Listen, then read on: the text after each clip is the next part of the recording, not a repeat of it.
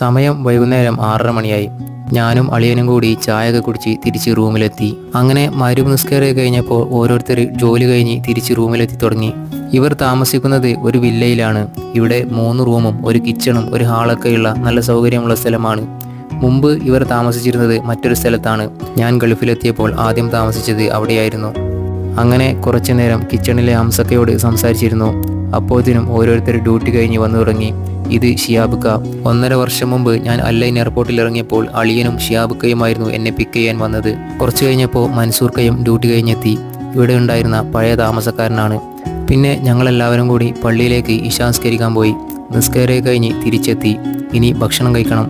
ഇവിടെ ഭക്ഷണം ഉണ്ടാക്കാൻ വരുന്നത് നേരത്തെ തന്നെ പരിചയപ്പെടുത്തിയതെന്ന ഹംസക്കയാണ്. ഇന്നത്തെ സ്പെഷ്യല് ഗോതമ്പ് പൊറാട്ടയും ചിക്കൻ കറിയുമായിരുന്നു. അങ്ങനെ അതൊക്കെ കഴിച്ചു കഴിഞ്ഞു. നല്ല യാത്രാക്ഷീണമുള്ളത് കൊണ്ട് ഞാൻ നേരെ കിടക്കാൻ പോയി. വീഡിയോ ഇഷ്ടപ്പെട്ടാൽ സബ്സ്ക്രൈബ് ചെയ്യാൻ മറക്കല്ലേ.